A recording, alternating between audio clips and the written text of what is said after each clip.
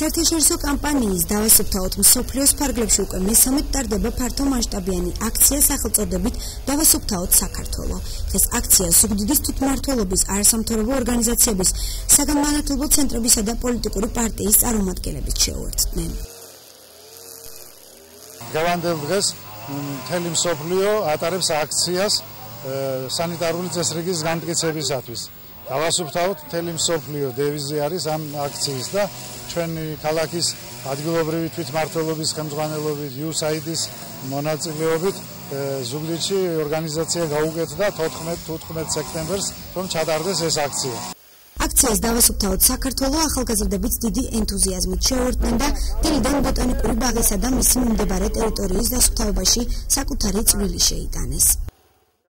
ძალიან მოხარულია დღეს შემიძლია ჩავარდო ამ აქციაში და ჩემს თანატოლებთან მივიღო მონაწილეობა გარემოს დასუფთავებაში და ჩვენი ზუგდიდის საამაყო ბოტანიკური ბაღის დასუფთავება შეუწყო ხელი. მოხარული ვარ სტუდენტები ჩავერთდა ამ აქციაში, ჩვენ ხშირად ჩავატარებთ ეს აქციებს და მე მგონი ეს შეუძლია არდებოდა ისეთი ღონისძიებები, რომ დავასუფთავოთ ჩვენი ბოტანიკური ბაღი. დასუფთავების აქცია სლოგანით დავასუფთავოთ მსოფლიო, ჩვენი ქვეყანა, ჩვენი პასუხისმგებლობა დღეს დაიწყო და 16 სექტემბრამდე გაგრძელდება. ტექნიკა, რომელიც უზრუნველყოფს ნაგვის გადაზიდვას, ზუგდიდის მუნიციპალიტეტის გამგეობამ გამოყო.